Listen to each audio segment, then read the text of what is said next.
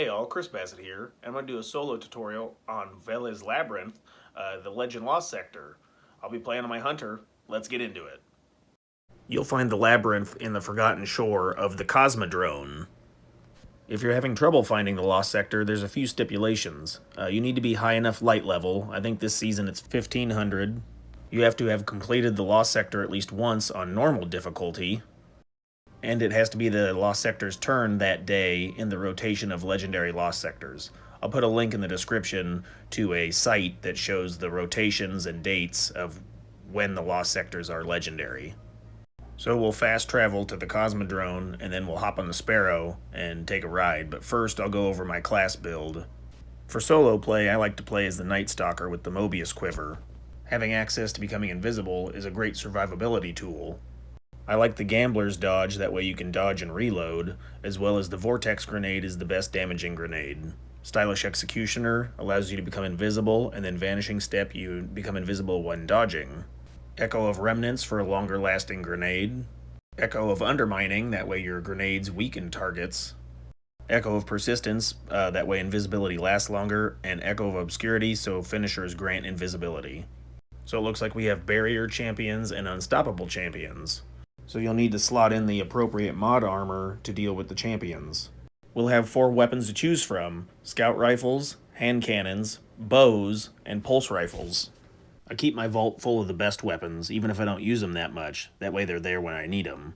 So I'll be using my Survivor's Epitaph, which is a hand cannon that drops from the Crucible. The main weapon I'll be using is the Trinity Ghoul, which is an arc combat bow. The Lost Sector has arc burn, so it's going to tear through enemies. And then for my heavy weapon, I'll be using the Arc Rocket Launcher Hothead. My roll has Clown Cartridge, which allows you to have 2 rockets in the mag. I'll be using the Wormhusk Crown as my exotic headpiece, so I get health back.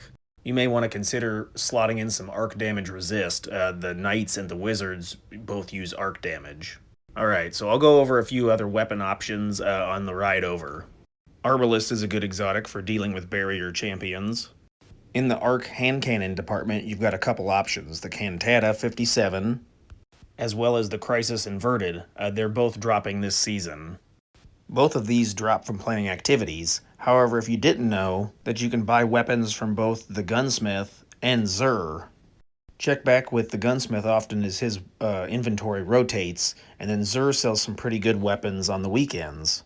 He had this arc bow, which I made sure to pick up.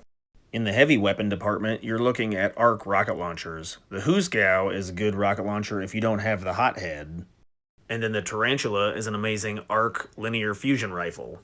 I have field prep and backup mag on mine, that way I can store extra ammunition.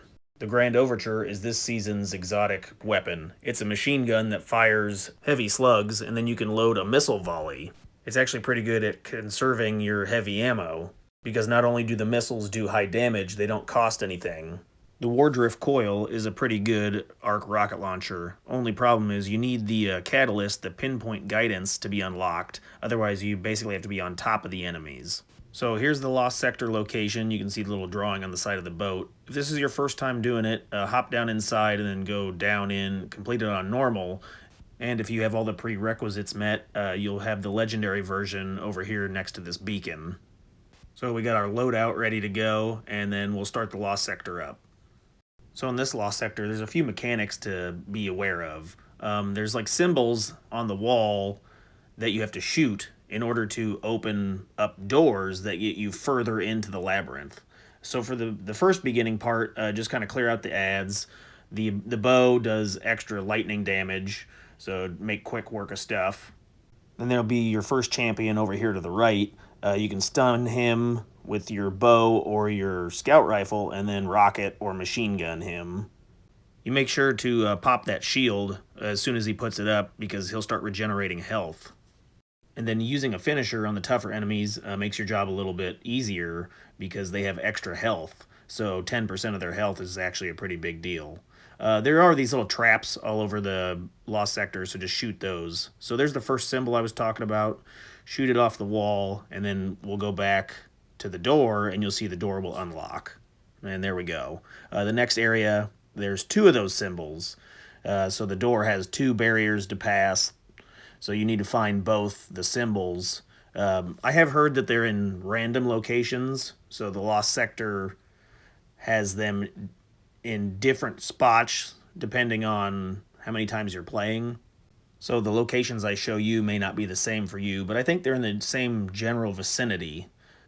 And they only have a few places to spawn. The labyrinth isn't that big or complicated. I think it consists of like 6 different paths you can take, and you're looking for 2 symbols. So really, once you kind of are in the labyrinth, you should be able to find out where the symbols are at relatively easily. So from that first champion, I think we went down the hall and to the right, and that's the door. So you can see the symbols on the door look like a A and an O. So come to this room, shoot this trap out of the door. Now, Cursed Thrall do spawn in, and they do arc damage. So don't jump on top of them because they'll blow you up. But the regular Thrall, if you did want to put on like a melee protect on your armor, they do a lot of melee damage. So that's not a modifier this week, but there are some modifiers where it says does increased melee damage from enemies. And you want to throw that protection into your chest armor, otherwise they would one-shot you. There's the O symbol on the wall. You can see there's like some crystals on the ground, so keep your eye open for the crystals. Find that symbol there. And then here's another room with the trap and more Thrall. So just keep your distance, you got enough room. And you can see that the explosion from the Cursed Thrall actually blew up that symbol without me having to shoot it. That symbol would appear on the wall right there, but we already blew it up with the Cursed Thrall explosion. So we can go back to the door and unlock the door to the next room now. In this higher end game content, slotting in resistance mods into your chest armor can really help out depending on what kind of enemies you're facing.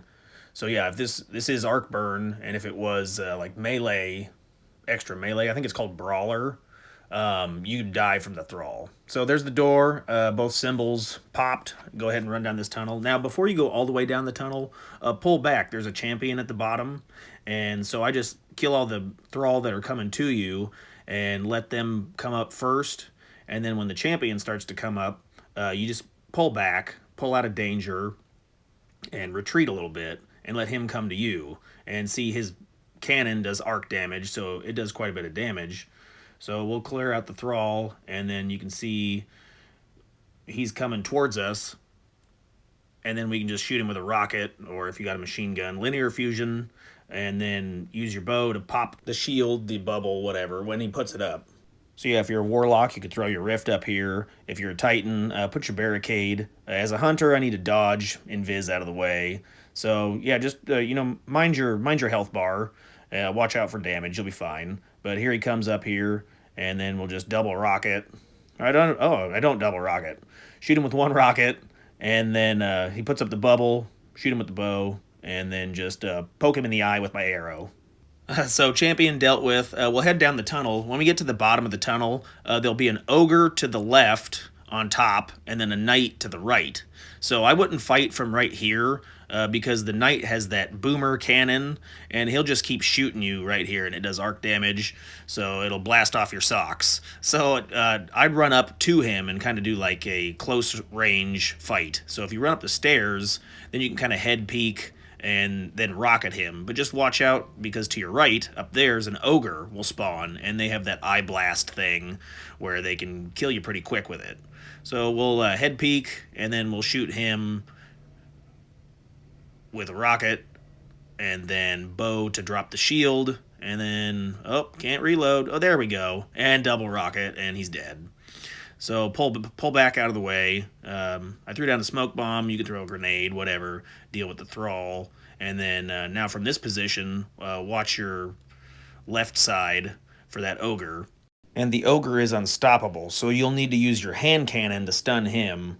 If you pull out your hand cannon, aim down sights briefly, you'll load an unstoppable shot. You'll see the flash on the gun. Now it says unstoppable shot.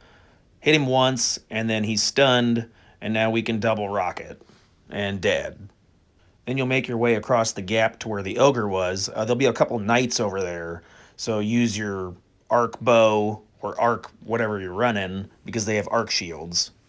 So one nice thing is when you do break the arc shield, it kind of stuns them, staggers them, so they don't chase you. And these knights have swords, so they're more the melee style. You don't have to worry about the shots because they just come at you, basically. Now, the next threat would be that turret that shoots the purple Shrieker, I think it's called. And you want to deal with that quick because what it shoots kind of tracks you around corners. So you want to dip in and out of cover and deal high blast damage. So whether that's a rocket, linear fusion, sniper rifle, whatever you've got that deals real quick damage. So this is the boss room. You'll need to be mindful of the ads. So there are a couple solar shielded wizards, which we don't have any weapons to deal with solar because there's only two of these guys. There's one that spawns in the beginning and then one that spawns at the end. I think there is a trait on the new weapons this season called adaptive munitions.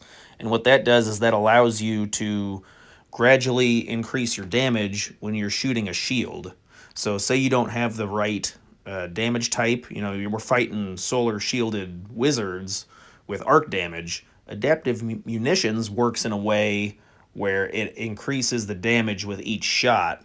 It kind of helps eliminate some of that resistance when you're dealing with shields. Basically, it just makes it easier to kill the enemies faster. So the strategy here is to keep killing ads until the boss comes out of the portal. Enemies will keep coming out of that portal until you kill enough of them, and then the boss will come out. At that point, you can use your super to, basically one-shot the boss. If you are being overrun, feel free to pull back to back where those first two knights were at. Take cover behind things. Really, the safest place would be back, far away, and then you can do chip damage to the enemies. Bows and scout rifles, which are some of the weapons, that you can use for this lost sector, they have really good range stats and are most effective at a long distance. You've got 15 minutes to complete the lost sector before you time out, so you've got plenty of time. And there the boss spawns in, so I'm just going to immediately use my super, and he's dead. At this point, you could go up and collect the chest, which is up on the left-hand cliff near the top. I'm going to finish killing all the enemies. That way I guarantee the platinum, which will give me the best chance for an exotic reward. So yeah, once you see the notification, cash code acquired, then you can go collect the chest. And here it is up on the ledge. So good luck to everybody getting the exotics you want. Hey, check out this other video right here. There are links in the description to save money, so check those out. If you have any questions, put them down in the comments. If this was helpful, hit the like button. Thanks.